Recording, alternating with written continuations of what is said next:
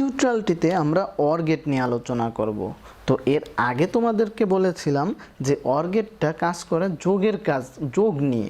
অর্থাৎ আমরা যদি আমরা সংজ্ঞাটা দেখি তাহলে বুঝতে পারবো এখানে যে অর গেটের সংজ্ঞা থেকে আমরা পাই বুলিয়ান অ্যালজেব্রার যোগের কাজ সম্পাদনের জন্য যে লজিক গেট ব্যবহার করা হয় তাকে অর গেট বলা হয়।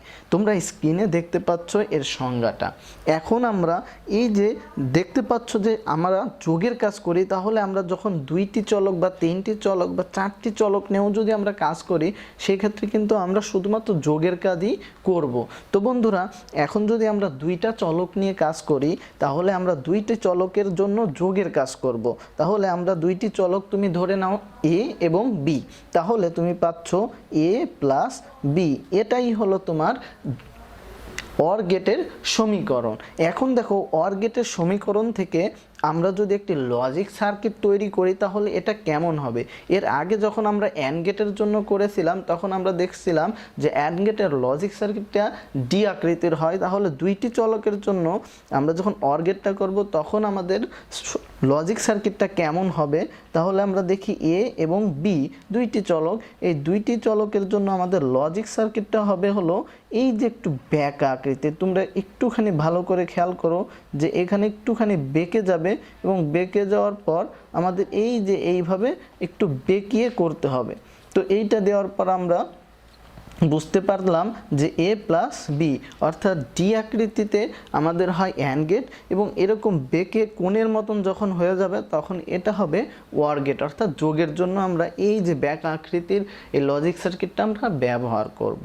তো বন্ধুরা, এরপরে যখন সত্যক সারণী আমরা করব, তো সত্যক সারণের জন্য আমাদের চলক আমরা নিব এ এবং বি ইনপুট দুইটি, এবং আমরা যদি এইখানে ইনপুটটা দিয়ে দিই, ইনপুট এবং আউটপুট হিসেবে আমরা পাবো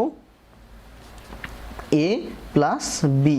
তো দেখো আমরা ইনপুট নিলাম এ এবং বি দুইটি চলক এবং আউটপুট পেলাম এ প্লাস বি, অর্থাৎ যোগের জন্য আমরা এ প্লাস বি পেয়ে গেলাম অর গেটের জন্য।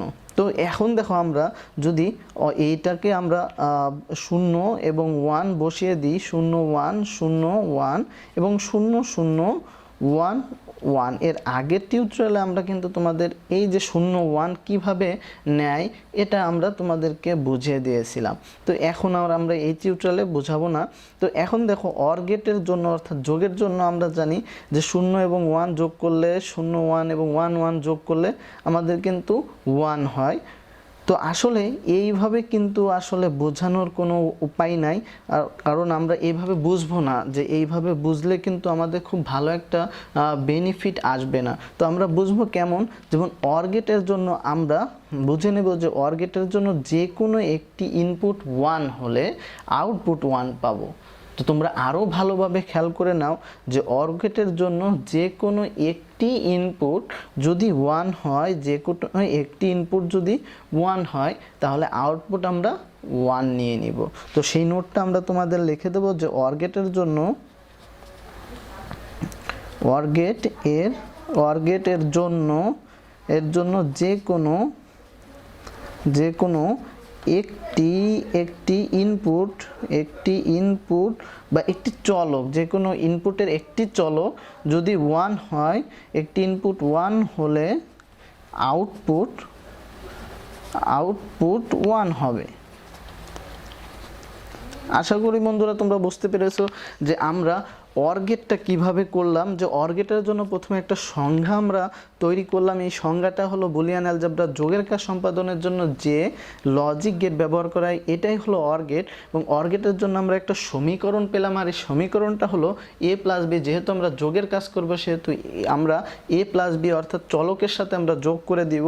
এবং আরেকটি আমরা যেহেতু লজিক সার্কিটটা দেখলাম, আমরা অ্যান্ড গেটের জন্য দেখেছিলাম ডি আকৃতির এবং লজিক গেট, এবং এইটার জন্য অর গেটের জন্য আমরা দেখলাম যে কোণের মতন বেঁকিয়ে যাবে, এই বেঁকাটাই হলো লজিক গেটের অর গেটের জন্য।